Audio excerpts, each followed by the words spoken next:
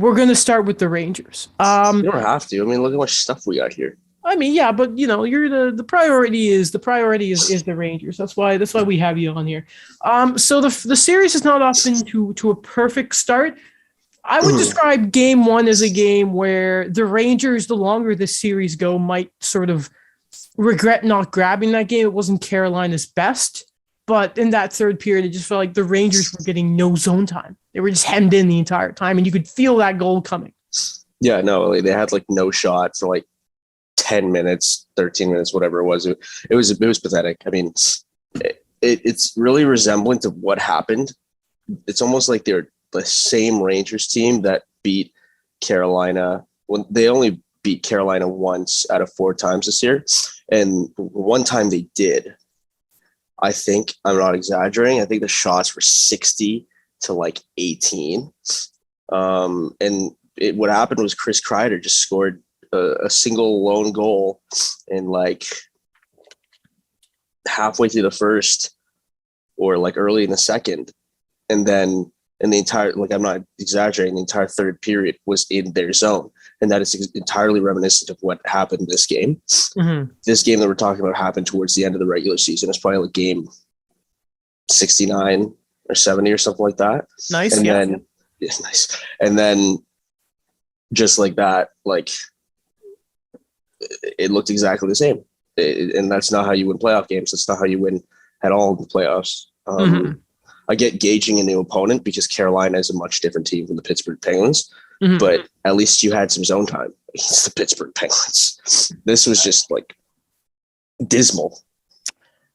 I don't know how many better words you can use to describe it than that. Game 2 was sort of a very much, that was Carolina's game. Oh, I stopped watching after the second. That's not good. By the way, let's see, one thing about game 1 I wanted to, before we spend a lot of time in game 2 and previewing game 3 that's later today. See the note. That Capo Caco miss, that golden opportunity, I think that may haunt your dreams for a long time. Yeah, I don't understand how you're missing that in the NHL. It's wide open, wide open. If Caco scores that they're up 2-0, the game's over basically. Or at least the momentum is just it's so shifted that I don't see Carolina making the comeback that they did. It's, you know what, that kids line has been amazing. Good overall. Yeah. Amazing. They've been the best line on the team. Panarin has sucked. He had his golden moment with his overtime goal. Thank God. Yeah. Kreider and Zibanejad, more so Zibanejad's doing a lot. Kreider was pretty hot in the first round, pretty cold some other times. Zibanejad. You know, you have your Adam Fox on the team, but you're also worried about what's happening with Ryan Lindgren, who's playing very visibly hurt. Oh, yeah. Sometimes they're playing 7D. Sometimes Justin Braun is doing things. Sometimes Keandre Miller has to be a forward. Like, it's whack. See, I was going to ask you going in, like looking at game 3, who has to step up, but I think you did a pretty good job of explaining it. You know, Zibanejad's a guy interesting because the first part of that Penguin series, I was kind of wondering. I saw a tweet from Jay Fresh. I think it was Lafreniere now has as many playoff goals as Zibanejad. I said, wait a minute. But then in the back half of that series, I think he had a hat-trick game in 6. But he was turning it on. Panarin was getting criticism anyway, or before that game 7, because it just looked like the puck wasn't going. And I think people were saying the fancy numbers were saying he was playing well. But when you're Panarin, I think he's the second highest paid player in the league. The man needs to score some goals. Same with 50 score some goals. He needs to just do stuff in general. His only goal before that game 7 goal was that fluke on Matheson when he was behind the hash or behind the goal line and slid that puck to the slot and it ended up going through Matheson's skates. The first 2 goals that went off of Matheson's skates, all serious, tough series for Matheson. Yeah. Don't remind me that did my bracket in. Oh yes, I forgot. Penguins sweeping the Rangers. Yes. Yeah, great. Yeah. But yeah, no, he's got to step it up, man. I mean, just basically the glue of this team has been, and Copp has looked good too. Copp is doing things. Vetrano, I thought, would be a little more, despite the fact that, you know, Frankie, it's a little tough to gauge with Frankie V because the thing is, he was brought in as a depth player. He Mhm. is a middle to bottom six forward on any NHL team, but he's playing in the first line, and it worked. The guy was actually potting some like pretty good amount of goals actually when he first got to New York, and now he's dried up. I mean, he scored one goal, but now it's almost looked like every time he's gotten the puck, he's just had no finish, or just I don't really know. So, I mean, the fourth line is the fourth line. They do their thing. It's really tough too, because you see how many ex-Rangers are on the team, and how many ex-Rangers are just thriving. Like, to put into perspective, Tony's Tony. Tony's having his year, but Tony wasn't one of the other four players that were there for the last time the Rangers went on a playoff run against Ottawa, and they lost to Ottawa after beating Montreal in the first round. Sorry. Okay. Oh, you didn't need to mention that. I didn't have to mention that. Sorry. But you have Jesper Fast. Antti Ranta was the backup then. Who else was on? Brady Shea, and of course Brendan Smith. I think Brendan Smith is one of the most disrespected players of the NHL by the NHL, or at least by EA Sports NHL, because this man was playing top minutes last year because the Rangers had nobody better, and he was rated a 76 overall. And he's a pretty decent guy. Like, I'd give him at least a 77 to a 78. And then this year they're like, yeah, no, we're giving him a 74. He's a nice guy. Tried hard. That's well, I mean, it was the standard wasn't it Jack Johnson before him? Yeah, and I could say he's a better defenseman than like Justin Hall. Oh, okay. We're doing that, all right. That's not even smoke, but Justin Hall's an 81 and Brendan Smith's a 74. We haven't even been going for half an hour, and we've already ripped Montreal and Toronto. I appreciate that, Mike. I'm not. I didn't rip Montreal once. I just reminded. I mean, yeah, just a nice, colorful reminder of Lundqvist turning back the clock, and if your name wasn't Radulov or Lehkonen, you weren't scoring. That was a tough one. That was a very tough one. The beginning of the end for Max Pacioretty as a Hab. If you look back at that series, okay, Mike. Looking at game 3 later today, you obviously they say you're not in trouble until you lose at home, but obviously you lose game 3 and you fall down against a Carolina team that we know is desperate to get a deep run under their belt, and B is just you talk about grindy, structured team. Who has to step up specifically? Who is the guy who's going to make a moment today for the Rangers in game 3? That's a tough one, because I was thinking more of there's one specific unit that needs to do it, and it's the power play. Mm-hmm. Because the power play has had so many, and yes, I will say I'll give it to Panarin, because Panarin, he needs to do something.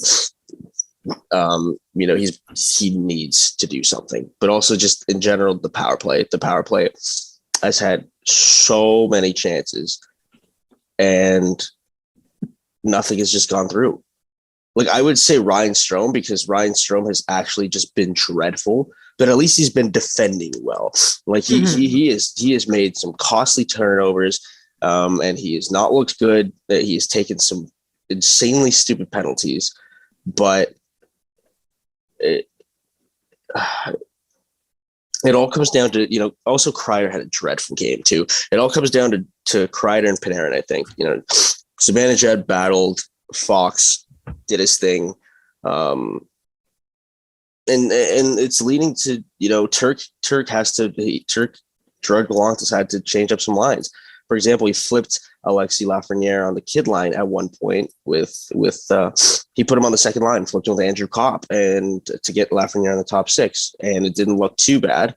But also, like, Frank Vetrano on the first line was replaced by Capo Caco, and he was playing with Kreider and Zibanejad. So I guess I don't know. I don't know if, like, adjusting on the fly what that's going to do.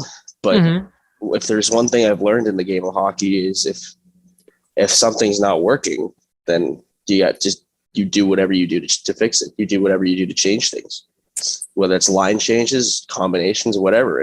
If you're putting a 7th defenseman on PP2 at one point because it's not working out, then do that.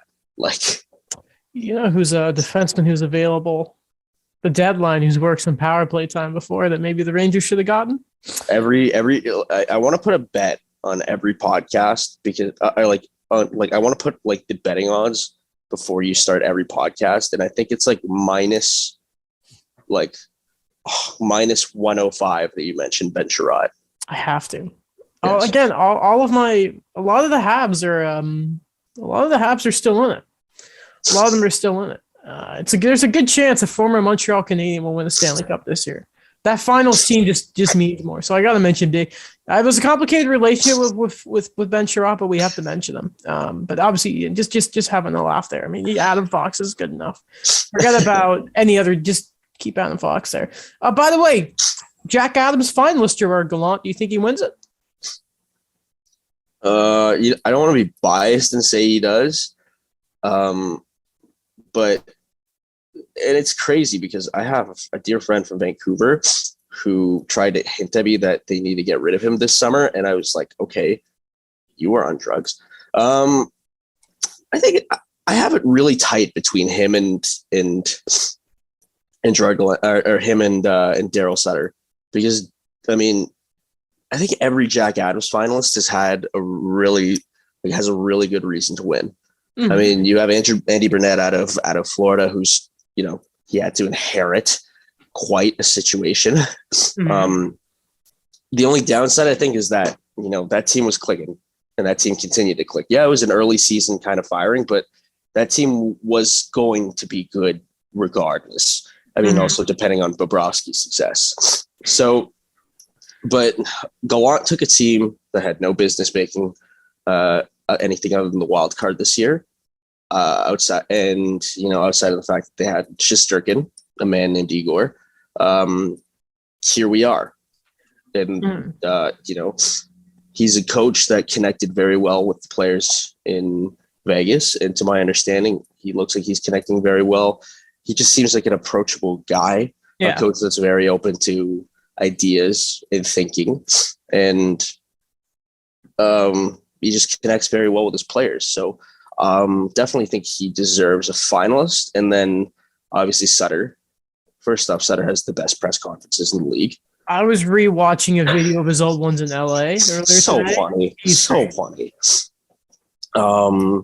But he's taken a Calgary team that has had so many expectations because of the fact that, everyone thinks, oh, well, the window is going to close because Johnny Gaudreau is going to be a free agent this summer. Lindholm's getting up there in age. Monahan is useless. And he turned them into a really good team. Or he didn't turn them into a really good team, but unlocked them very far. Yes, that's the thing. There's been so much untapped potential in that Calgary roster, and now you see it in full bloom. So I'm saying it's between Sutter and Turk. We'll see. Fair enough. Neither were my coach of the year, but I'll take it. Why? Because you wanted Jared Bednar? Yes. Yeah. I was pretty surprised he got snubbed, to tell you the truth. I was very surprised with the domination that they did this year, and this is a regular season award too. Yeah. I would have probably taken him over.